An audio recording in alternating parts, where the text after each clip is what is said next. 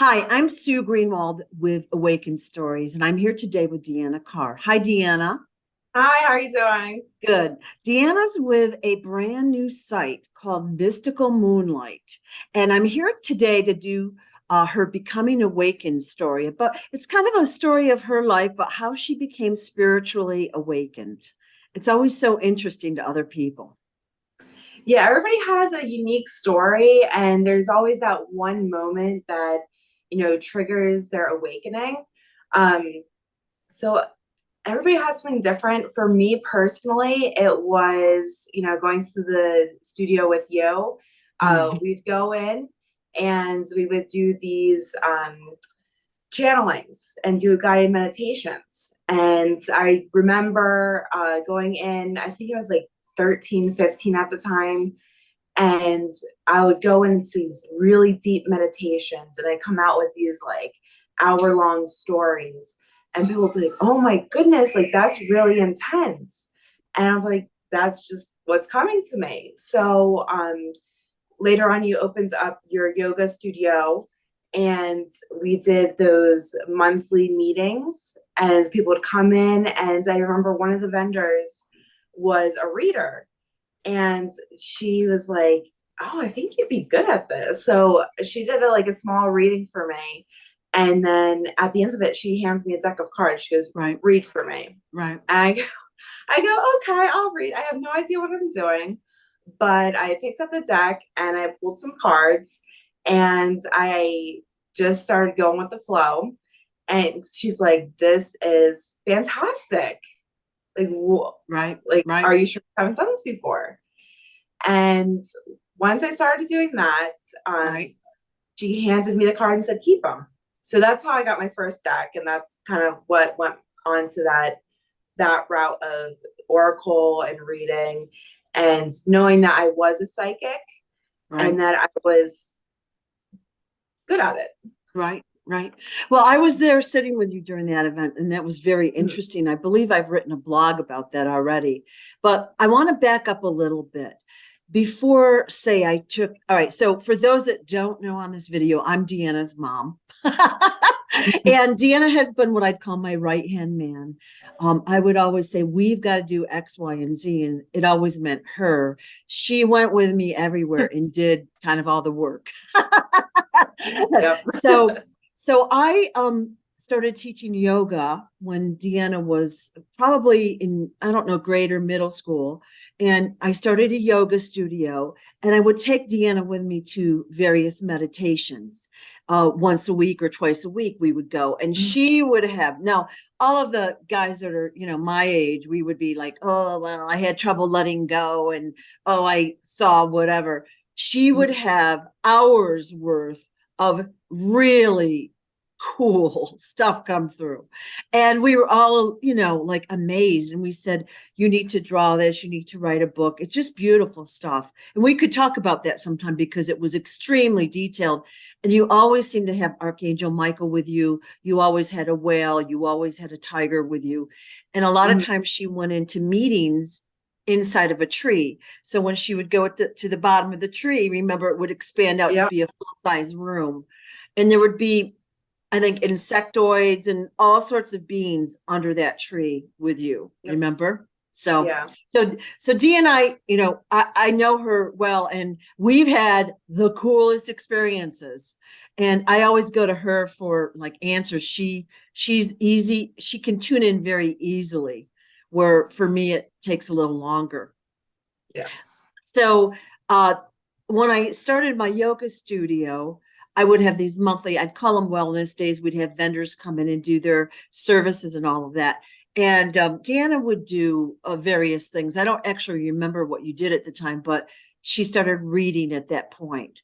But even before that time, I would say Deanna was never wrong. So even as a little girl, she would say something, you were always right.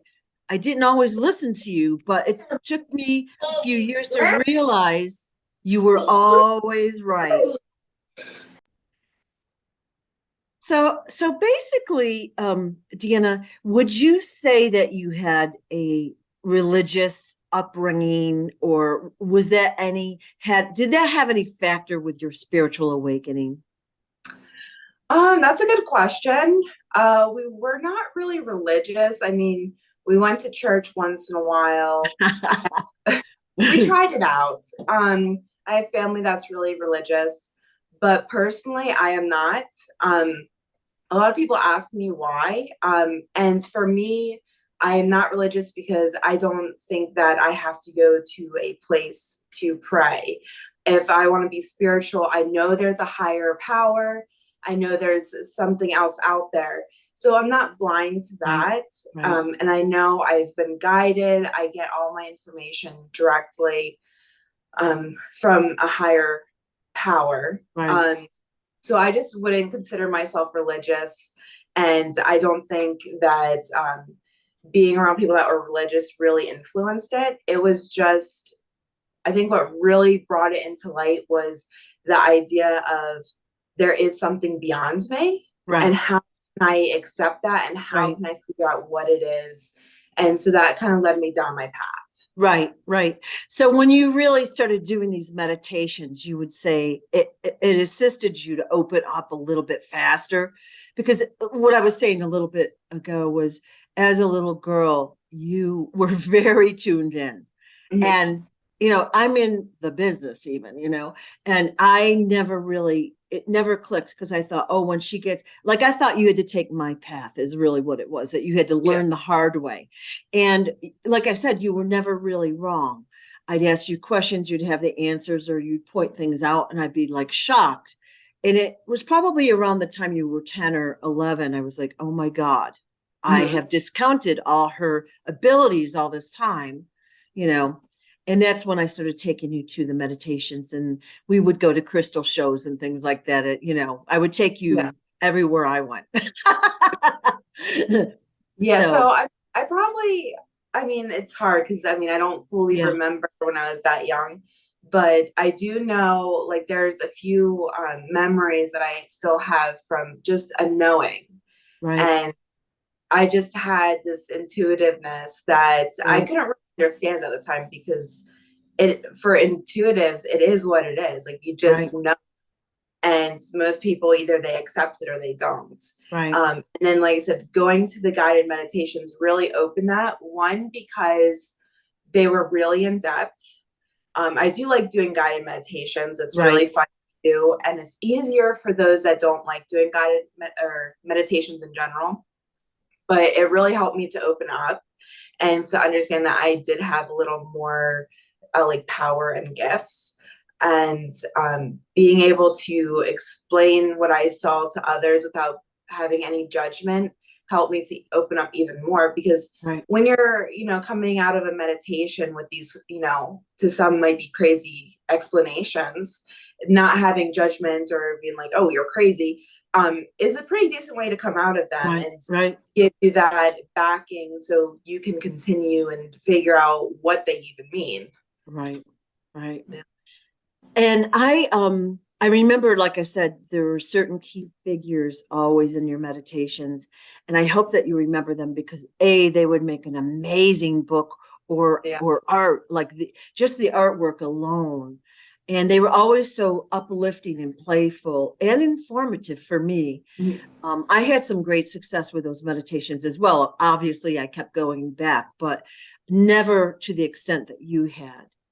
And one other event that strikes me that we should talk about is, we were doing a healing. So we would do, way back when it was Reiki, we would put someone on the table, we do free sessions on them and all that. Mhm. And so Deanna didn't know Reiki, like, officially. She hadn't been, attuned at that point. And so Deanna's standing there, and you were doing like something with your hand, these hand motions, and Yeah. you're like, directing traffic with your hands. So after we did the session, I took her aside and I said, like, what are you doing? And she goes, well, there's a fairy on my shoulder. And so okay, so she didn't know any of these terms, okay, like from me or from classes or books.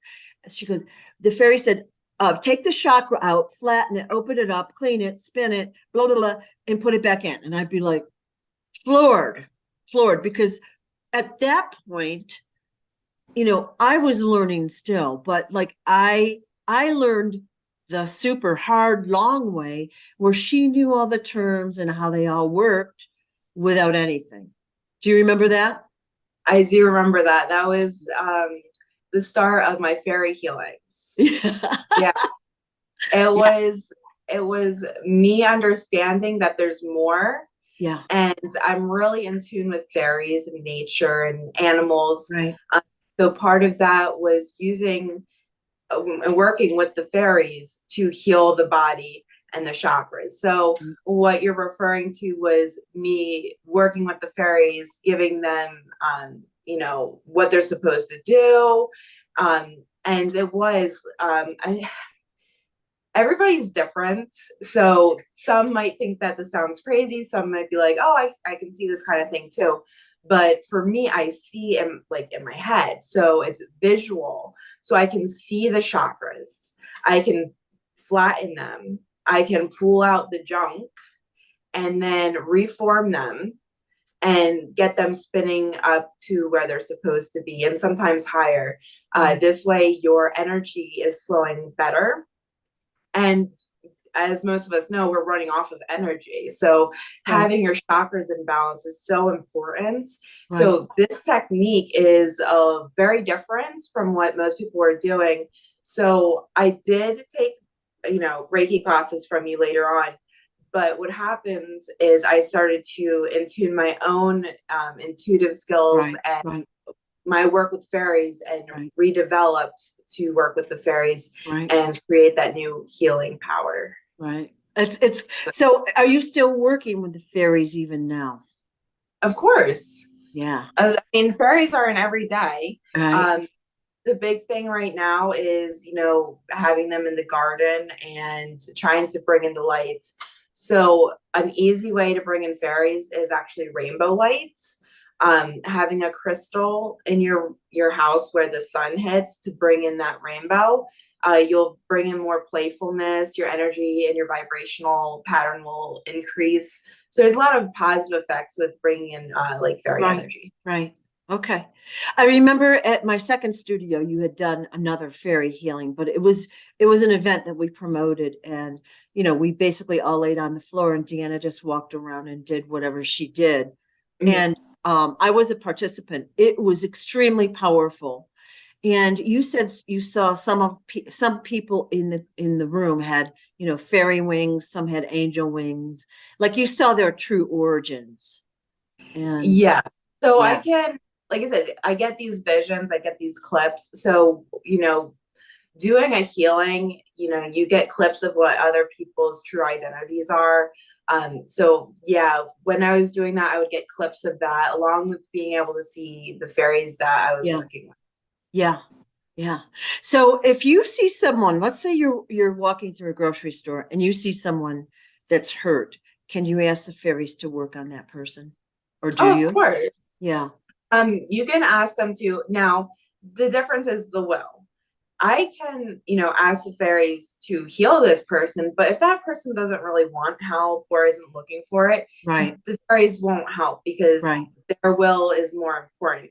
Now, if I see somebody in the store, they're sick, and I say, fairies, come heal, and that person's truly looking for help and healing, yes, the fairy will help. Okay. So everything still goes back into like our will. Mhm. So if that person's not looking for it, no matter what they do, they're not going to find it because they've already shut off that power for Right. anybody else to help. Right. Okay. Well, it's so interesting. And I know you had led some guided meditations as well for it at the studio with, Yeah. and you had some very profound realizations about the origins of humanity or whatever, or kind of like why we were here going through this process right now. And Yeah. she's told me a lot of times you were in whatever middle school or whatever, you would tell me something out of the blue, and I would be like, why didn't I see that? So one of the things Deanna told me years ago is she didn't think we had won World War II, right? And Mhm. we're driving along and I'm looking at her like, what? Like, first of all, it's a random thought, But after I got thinking about it, and as I learned more about what's really happening, I realized she was right. Like, our history is not what it seems. Yeah. And we've been misled in many ways. And of course, I know so much more. Probably the past 10 or 20 years, it's been accelerated growth for me. But you knew that long before I did. And you also talked about how we weren't truly free from England. And I Yeah. was like, explain, like, why are you saying that? And she gave me all the reasons, and I got thinking, and I'm like, she's totally right. I didn't see that, as a citizen. And it's so interesting to have these little flashes or whatever. So, of course, the lazy me always wants to go to Deanna for answers. She stopped giving me she stopped giving me answers a while ago. It's like, when will this happen? What will happen? And she's like, find out for yourself. I'm not telling you. Yeah. Once Yeah. in a while, I'll give you answers. Yeah. But Yeah. Yeah. yeah. It's fun being able to, just have this knowing. And sometimes it can be like, not a burden, but people do tend to rely on it. Right. And I want to help people find a balance between giving information and also finding information. Right. So starting off with helping someone with the information and, trying to see where it leads them is amazing. Right. And once you see that switch in somebody from going from, needing the assistance to understanding it and being knowledgeable is really fun to say. Right. Right. And so you wouldn't say that you had any traumas that brought on this particular skill and ability. It was just kind of natural. It was kind of maybe dormant. You Yeah. went through life, and then, really it was the meditations that you said that really facilitated a quicker growth. Yeah. It's odd because it's like everything happened at once and Yeah. then it progressed. So Right. like you said, when I was younger, I had these abilities that were kind of unknown. Meditations kind of sparked it into play Right. with knowing I had this really deep connection and kind of knowing my own origin and what works for me. And then going off of that, going into, the monthly wellness days and getting the cards. Now all of a sudden I'm a card reader. Right. I channel information. And in the same day, we didn't talk about this part yet, Right. was I learned how to channel crystals. Right. So, it's interesting with the crystals because before that, I knew somebody that would say they had this kids class that they would work with crystals and learn how to communicate with them. And I was like, oh, I really want to learn that. Now, they were really far away, so I wasn't able to go. But I was able to learn from this person that said, here's a crystal, write a story, like give me the Right. story, give me the Right. origin. Right. You can sit there all day if you want. Right. I think it took me 15 minutes and I had 3 pages of where the crystal originated from. So it was really quick. I was able to tune in and figure out the name of the crystal, why it was here, history of the crystal, and whatever other details I wanted to give. So everything that I've done is pretty much self-taught. I've had a little bit of guidance, but because I'm able to tune in so quickly, I don't really have the need for, going to a lot of classes to learn this. Right. Now, I do like to go to some because there's always the 1 or 2 things that you might pick up. But naturally being intuitive, you kind of know what you're supposed to do, how to work it, and how to go with the flow. Right. Right. So when at that point, Deanna did the reading of the stones or the reading of the crystals. So people would bring in, their jewelry, their crystals, whatever, and Deanna would channel the story of the stone. And at that time, it was before the phones were as cool as they are now. So we would write that, and I'm a quick typer, so I would transcribe the notes for the people. And I was shocked. And some of the stones have accents, don't they? They do. They, like, And one of them was, Yeah, some of them were singing, some of them had accents, they all had names, but they all had purposes. And so they all met their person for a specific reason, which, of course, as the average citizen, we don't realize that. We're attracted to a piece of jewelry or a rock on the side of a trail and we grab it. But that's for us, right? So I was quite shocked when I started transcribing these readings because a couple you didn't have the client's name with the transcription, but a couple of them I like you referred to the Akashic records. Like again, she didn't know these terms, right? And I'd run like tell me more about this reading and blah blah blah blah blah. Like, why did you get this? And then when she told me who it was, I'm like, oh my God, it's incredibly perfect for that person. I can't even believe that, you know? So for example, I had a friend, I was trying to help her write a book. She had written a lot and she's really into UFOs and things. So for years, I'd been working with her to write her book. And she just like had it kind of done, but in a bag, right? And so Deanna said the crystal had, and I don't remember every detail, but had come to help her finish her book. And then there was another one for the same person. The crystal had come because this person is on, you know, out in the galaxy. She's a admiral or something. She's got a position of authority. So it was so perfect. And some of them were just fun, but that led me to really understanding how inanimate objects, okay, have a consciousness. So, you know, we have talked to trees and plants, and we can talk about more stories in the crystals, but even, you know, a pencil has a consciousness. Yes. All right. And I've read that before, but I didn't really, you know, it didn't really gel with me that much. But you really helped anchor that in for me, at least. Yeah, it's really important to know that everything has a consciousness. You know, a lot of people like to avoid that because, especially if they're mistreating, like, oh, it doesn't matter, they don't care. Everything does. And it is also one reason I will never buy antiques because I will never buy antiques. And a lot of people like them, but for me personally, everybody has a thumbprint. They put their energy into it, and then the item itself already has a spirit. So combining them, it can just come into different ways of playing out. So it's really important to know that everything has a vibrational pattern, everything has a consciousness, and you can easily tap into it once you know how to, but you can pull this information. It's easily accessible. It's just knowing how to do it. Right. So we a good story is I had a very bad day and I went walking one day and I was like, I could not lift the mood. I was like probably the worst I'd ever felt for a long time. So I happened to lean against this one tree and immediately I felt my chakras zing, zing, zing, zing. And within probably 2 minutes, my whole demeanor changed.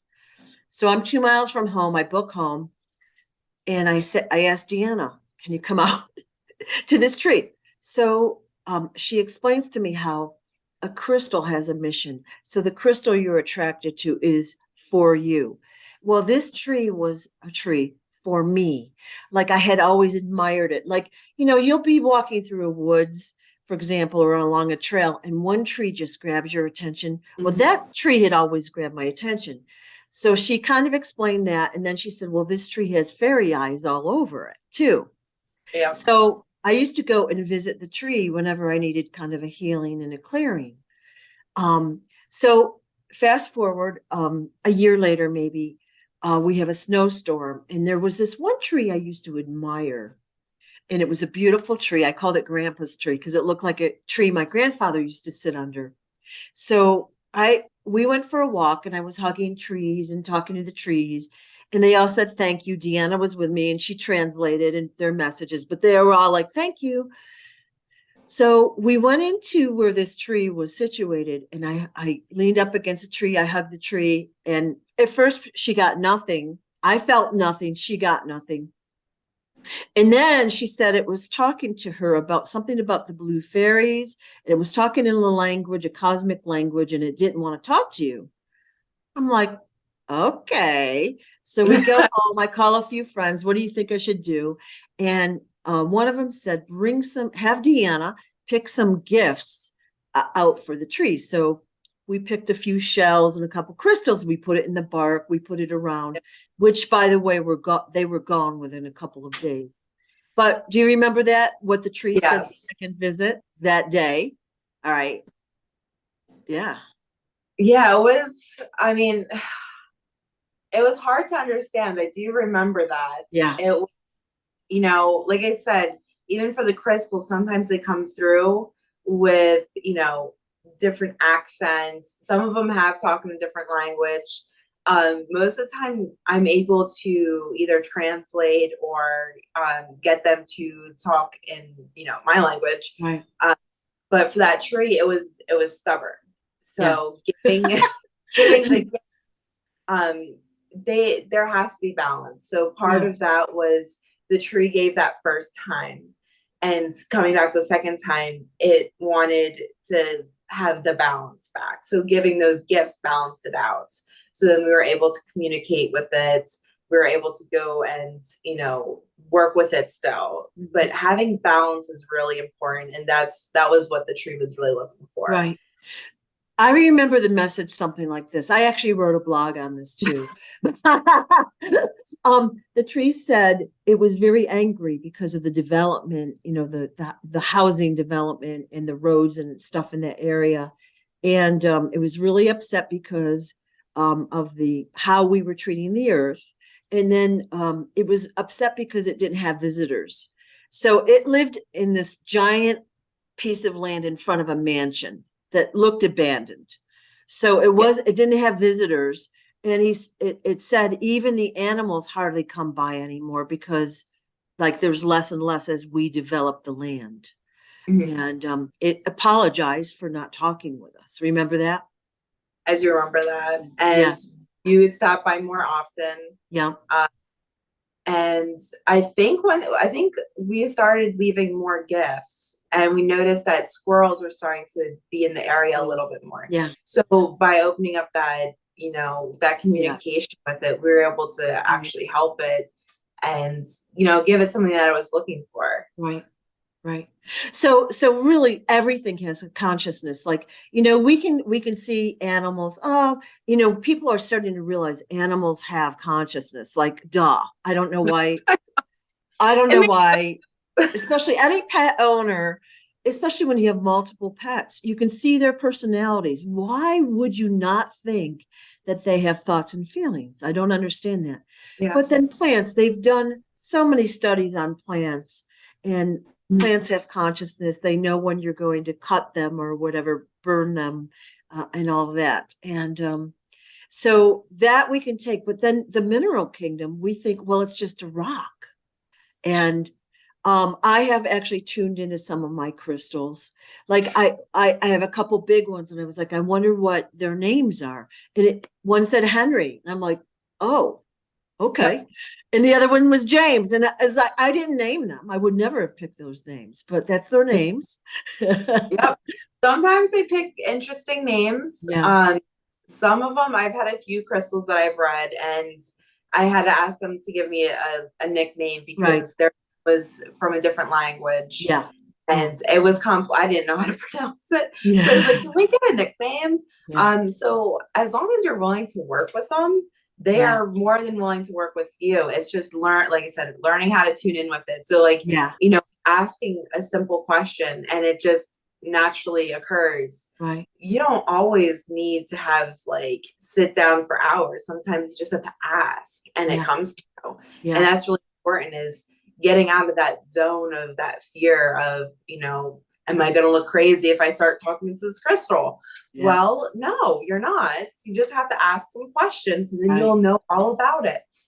So, and it's also trust yourself.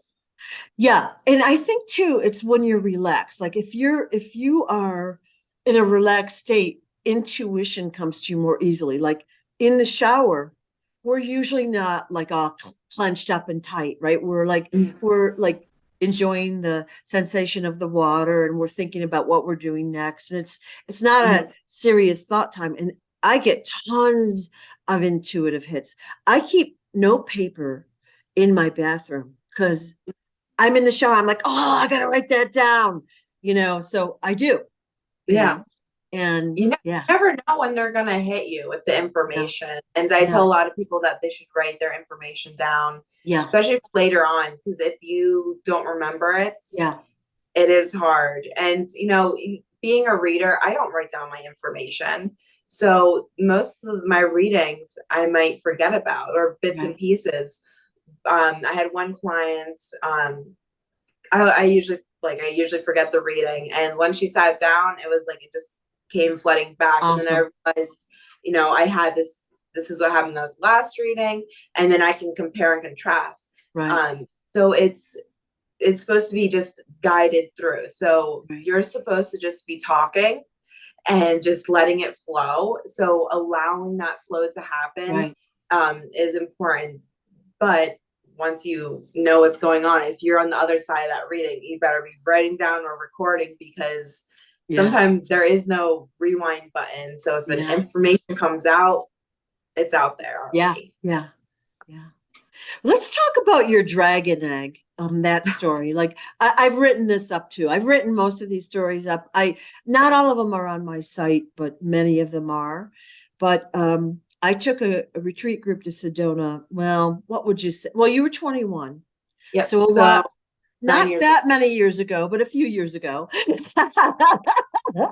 Time goes Well, by 9 years quickly. ago. Yeah.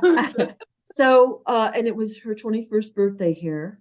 And you want to tell the rest of the story, or I hate to Yeah, take so we over. went to the gem shop, and there was this beautiful blue, like, egg shaped crystal there. It's a And chrysocolla. Yeah. yeah, I was just really drawn to it. Yeah. And I think I was there, and you're like, so what's it saying? We were on the retreat, so you're like, Mhm. what is it saying to you?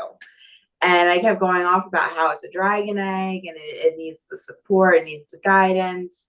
And I felt really connected to it. But, I didn't really want to buy it at the time. So I think we go away for a little bit, and then we go back to the shop, and I'm still drawn to it. Like, I need it. Like, I'm drawn to it. It's my egg. It's my dragon. And then, surprise, 21st, Yeah. you So, got me the dragon egg. And yeah. it was a beautiful gift, but there was so much information through the dragon, and channeling it was really, an eye opener to how dragons existed, how they can work with us. And I later on used that dragon egg in my fairy healings, because you can use dragons in healings. Wow. Well, see, you have your perspective on that. I went to buy that crystal or that stone. It was very expensive. I never would have spent that kind of money if it wasn't a dragon egg. And when I gave it to her, she said the shop owners did not know what it was. And when she, had it, she was downloaded with, I guess we'll call it dragon language, a cosmic language. I don't know what we will call it, but you couldn't really translate, but there was so much coming in, right? Yes. And so, what's happened with that information since that time? Like, has that kind of like made itself more known, or is it still kind of dormant? Would you say? It's kind of a mixture. I Yeah, mean, dragon energy isn't necessarily easy to find. Um, so we've come across a few dragon eggs. Um, the one being mine. My husband Alan has one, and I think you have one too. I do. Yep. So Yeah, so finding the dragon egg in itself is really, important in itself, because you're getting channeled, just like I talked about those crystals, like they have energy. So right. not only do these crystals have energy, they have dragon energy. And being able to communicate with them is a little more challenging, because not every dragon wants to talk to you. So they, like everything else, they have their own personalities. Right. So working with the crystal a little bit more, bring it into meditation so it sees your energy, knowing that you're there to work with it. It starts to open up a little bit more. And being able to channel, I do remember now at first it was very challenging. I knew how to work with the energy. I didn't know how to communicate to it though. So once I started meditating with it more, working with it energetically, it did start to open up a little bit more. And like I said earlier, it kind of is able to translate into my language. Right. So for the most part, I can communicate with dragons. You have, like I said, you have to open up that bond and be able to really show your energy and your true self to the dragon for it to right. So my story about my dragon egg is a separate time. I had brought a retreat group here to Sedona, and we were up at Slide Rock State Park, and it was a cold day. We had bathing suits on under our clothes, but it was cold, and there was no swimming that day. So we're walking after we had done our meditations and blah blah blah. You and I were walking, and you were like, oh. And you start taking your clothes off. I'm like, what are you doing? And she dove into this cold, I'm talking bone cold pool, and she comes up and she hands me a rock, had a little seaweed on it, and you got out and you were shivering. I'm like, thanks. Like, they're like, what? So I said, what is it? Now, of course, she wouldn't tell me. She said, go work with it. Like, why would you have done that and handed me a random rock? So I did. I worked with it a while, and then I realized what it was. It was a dragon egg, and she's again would not tell me anything. I had to do it on my own. So I figured out what color the dragon is, and blah blah blah blah blah. But I think we were talking about it later, and we were in a, I guess, previous incarnation, we were dragon, what would you call them, masters or whatever. We worked with dragons, and you said that the dragons had helped cleanse the earth. And I guess there were some bad guys, we'll just put it that way, on the earth. And, our side, you worked with dragons to help take the bad guys out. Short version. Yeah. So, I mean, if you look, you can look into history and everything with dragons. There's always a good side and always a bad side. But for the most part, we were what most people consider dragon riders. We worked directly with the dragons. We understood them. We understood their energy, and we used it to help versus harm. And then you have the other side, which some of them did have the ability to work with dragons, but they used it in a harmful manner to bring more destruction, because they are powerful beings. And a lot of people think that, it's better off without dragons, but dragons have a lot of important abilities that would really benefit this earth now. So bringing in that energy is really important. And understanding them in a different light, and not necessarily in that, they're fire breathing, they're going to wreak havoc, they're just going to destroy everything. No, they actually bring a lot of balance. And that's what if you read any of the, historic books or whatever, they're always like, dragons are always the enemy. They're killing so they've killed off, the dragons. And there's so many things that they have done that to. And we're taught, again, to ridicule people that have psychic abilities. If somebody says they saw a fairy, we laugh at them, right? Or we say, you might think I'm crazy, but I saw a fairy or whatever. So we ridicule them, and that's peer pressure, keeping everyone walking the party line, right? And I'm trying to step off that path, we're living in a foot in both worlds, if you will, the 3D human world and the spiritual world, which is much broader than we know. It is hard to keep balance. Because like you said, we're in both worlds. We have the psychic abilities, but then, like you said, reality, most people are going to either shun you or say you're crazy, or the list goes on. Yeah. But once we start stepping into our power, honestly, it doesn't really matter what other people think, because we know that we're onto it. We know we're right. And at some point, these other people are going to have their awakening. Right. And they're going to have those realizations like, oh, they were right. And unfortunately, it's everybody wakes up at their own time. Right. And some people might never wake up. Right. So it's up to us to just keep, continue Right. to do what we do and believe in ourselves. And, most people be like, well, you're crazy. You're talking to a dragon. And it's like, well, so there you go.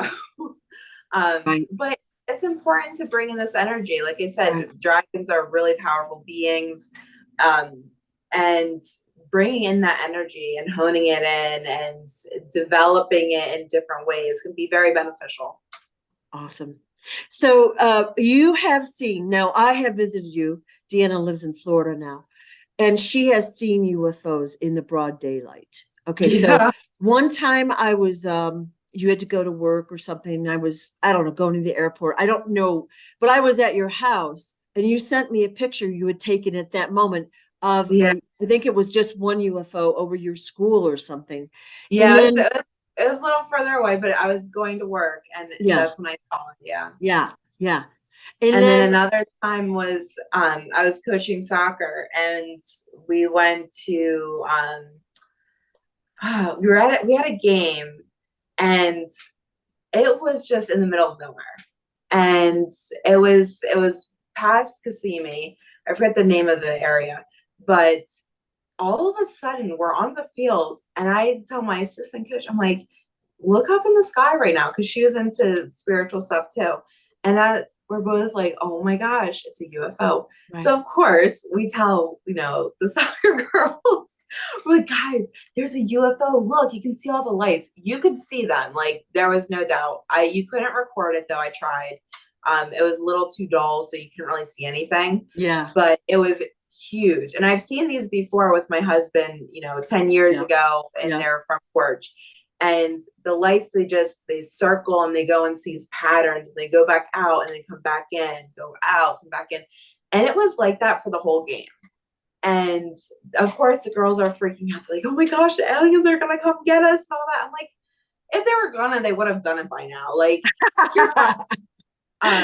so there's this misconception of every, like alien or spaceship is always negative.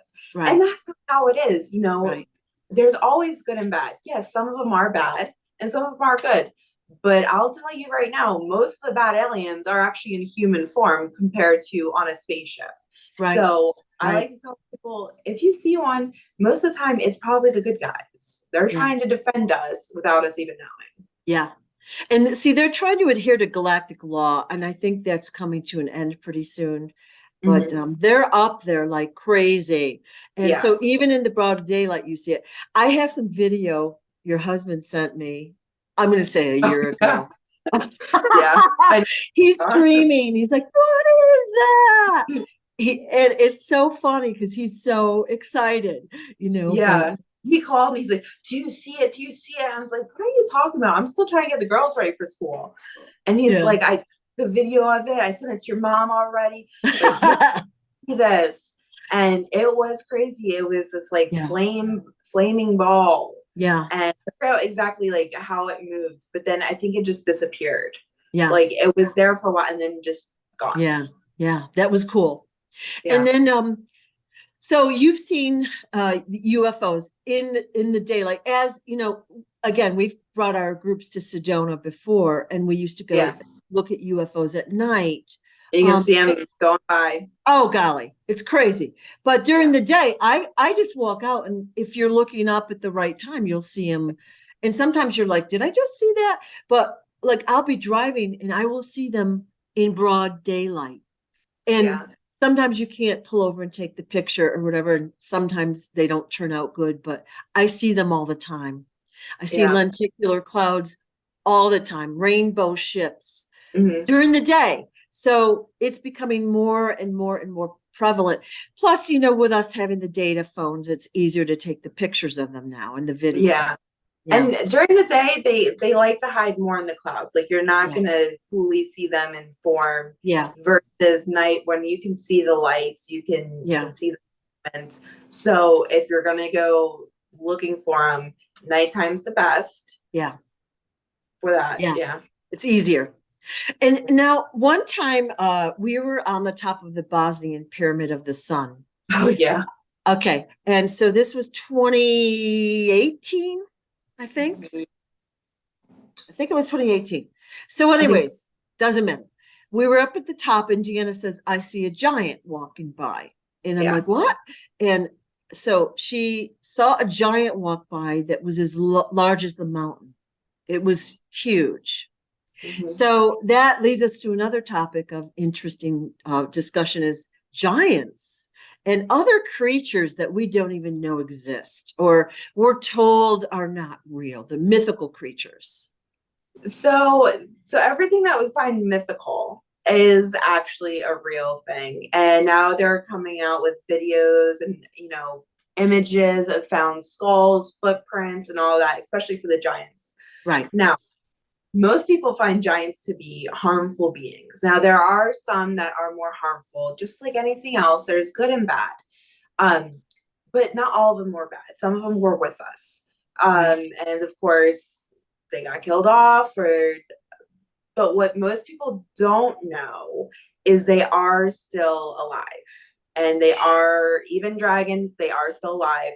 You just can't see them. Now, a lot of people are like, well, that's kind of crazy. But everything is in the center of the earth. Now, a lot of people question me when I say this because they're like, well, they've told us how the center of the earth is. There's lava and there's another layer and there's an earth crust and yada, yada, yada.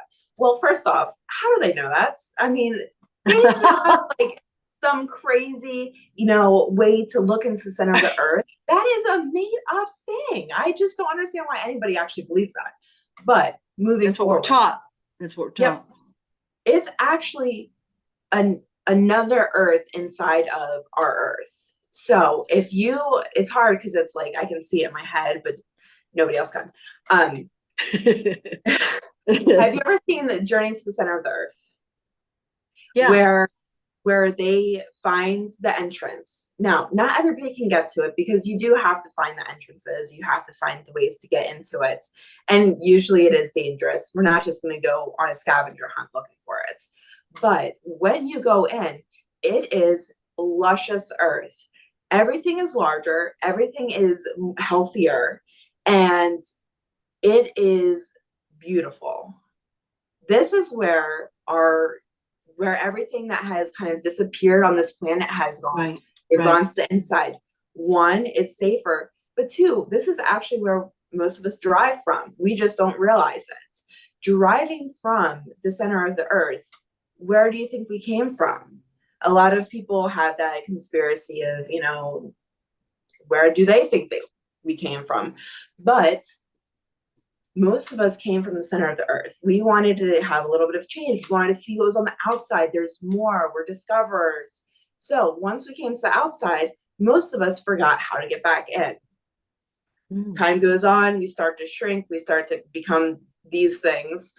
And going back, we don't realize what we left. So a lot of people think that this is it. This is where we're supposed to be. But there is more out there. So having that knowledge that the center of the earth is actually where we derive, where a lot of the beings are hidden and safe and developing into these, awesome creatures is really enlightening. And, you can look into it in different methods, but a lot of people talk about the center of the earth. There's videos on it. It is a real thing. And it is why everybody wants to be here. Now, going off of that, we can talk about the pyramids, because the pyramids are a way to connect ourselves to multiple ways. One, we connect through to the center of the earth, but we can also connect to other terrestrial areas. So, sorry, went on a tangent there. No, it's fabulous. Yeah. So it's, like I said, the center of the earth is this beautiful, luscious, like if you can just imagine, a beautiful waterfall in Hawaii, times that by like 200, Right. that's the size we're talking about. We think it's this small, dingy, lava-filled area, but it's very luscious. Everything grows healthy there. We don't have as much negative effects as they don't have a lot of negative effects like we do on the outer earth. Right. Like pollution and radiation and that kind of stuff. Yes. Yeah. Yeah. Now, Smarty teaches us that the earth is much bigger than we think it is. So it's like, let's call it like the 8-ball on a pool table, the black part, and then you've got like a little white part. And the white part is where we live, and we think that's earth. But he said that's really, our earth is so much larger than we know. Do you agree with that? Oh, completely. I've been saying this for years. It's so much larger than we think. We are only shown a piece of it. Right. And then, I've had a conversation. There's a lot of people that believe that the earth is flat and all that. Now, I don't necessarily agree with that. Some of their theories are kind of correct in the sense of like, we're not being shown the whole ordeal. Right, right. But we are larger than we are told. Right. We are only shown part of it because what I call it is we're in the game zone. We, the people in this game zone, are the testers. They're going to experiment. They're going to test. They're going to, try to get us to move how they want. We are the game pieces. But if you're on the outside, you get to see everything else. So we are in the game zone, and they're just trying to manipulate us to what they want versus what we truly desire. So I definitely agree that the earth is a lot larger than we Yeah. So you're saying basically the hollow earth theory or whatever. There are continents down there. There's water down there. There's light down there. There's animals and they're a lot healthier than we are up here. Because a lot of the poisoning we have up here, like I said, we derived from there. We were actually larger beings. But because we came up here, we kind of did this to ourselves, and over time we've changed and developed. But that is part of it. Is they are healthy down there, and it's not as corrupt as out here. Right. Okay. I'd love to take these topics and do like a more detailed video on every one of them sometime. Oh, of course. When we have the time. One last thing I thought I'd bring up before we wrap up is we were at a meditation in Philadelphia. Remember that? I promoted this event for Hay House. And so they gave me tickets to this event to see Brian L. Weiss, who wrote Many Lives, Many Masters and a whole bunch of books, which I loved way back when in the 80s. So I went, and the meditation we did was fabulous. Okay. Yes. But afterwards, I'm like, I'm out. And Deanna looked at me like, what? I'm like, let's get out of here and get lunch. But I wanted to go. Yeah. I do that a lot lately. It's like, I know more than this. I don't need to sit here through this. And I can't spend my day like that. I hate to say it like that. And I wanted to go so bad. But the meditation was very good. And at the end, do you remember what you told me? No. She had seen her origins, if you will, that she is a blue fairy. Oh, yes. She came to help Earth, basically against, like, she, I guess, was in the ruling class, if you will, of that planet. And she came to help Earth, and they didn't want her to leave. And she goes, I'm going. And they said something like, hey, we're going to disown you. And she's like, I'm going anyway. So that's how you ended up on Earth. And I do remember that. Yeah. So one thing is, most of my meditations kind of mix up, like they kind of adhere together. I definitely remember that. Talk about meditations going back as to when we started. I would have blue fairies in the office, and I was depicted as blue fairy queen. I would be in white gowns, blue energy. I have one vivid, I do have to make a painting of this, but I was a blue fairy, and the streets were destroyed, and vines growing, everything was destroyed. But as I'm walking, every time I stepped, my footprints light and health and all that was growing from my footprints. Right. So that was another depiction. But going back to that specifically, I had a vision of me during my coronation as the Blue Light Queen, and probably about, I would say, time moves differently. 100 years later, I decided that I was going to come here and help the planets. Right. And we said nobody really liked that idea because I had a duty and I saw a bigger picture. So I decided to come here. Right. And help instead. So I was disowned as, Blue Light Queen or Blue Fairy Queen, whatever you want to call it. And so I came here to help, and it's seeing these memories and seeing these, visions of stuff. They can be, really enlightening, and sometimes they can also, bring you down to like, oh my gosh, like I was this mystical being in a sense, and I came here, like, but I do know I have a higher purpose here, and bringing in all that knowledge and that origin and that true natural, I can really help. Yeah, that's amazing. That's amazing. So I know, all right, so Deanna is currently by day an art teacher. Yeah. And so she's very creative and she's always been artistic. So tell us about your new project that you're starting. So I'm starting to create my own oracle cards. I've been talking about it for years and I have decided to do it. So I'm almost done creating the designs, and then soon they'll be out, and then I'll have my oracle deck. So I'm so excited. Yeah. So I've been researching where to get them printed, and it's probably going to take us another month or two, but then we'll have them out on the website. And in the meantime, Deanna will be doing some readings via YouTube and put them out on all the channels. And then I think what we'll do is a series of interviews of these different specialty topics, just for fun. It's just for fun, right? And it is for fun because you don't always, you're not able to talk to people like this all the time. Yes. So it is to be able to be open and natural, not feel like you're being judged. Yes. So it is. Yes. So her website will be called Mystical Moonlight, and we'll be putting more information in the description below. And please tell your friends. We would love to have your, your questions and all of that. And we'll try to answer them in our upcoming videos.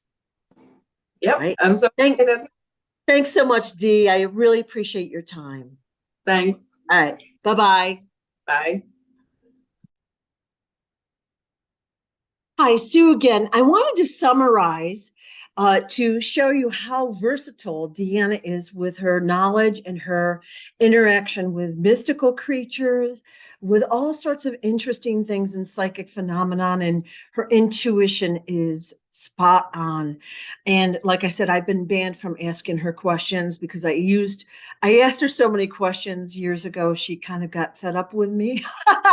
But she will be doing various interviews like this, talking about selected topics a little bit more in depth. She'll also be doing some YouTube readings, generic readings on her YouTube channel. She also will be doing personal readings. So if you want a personal reading with her, you can contact her directly. Thank you so much for watching, and please tell your friends. Take care.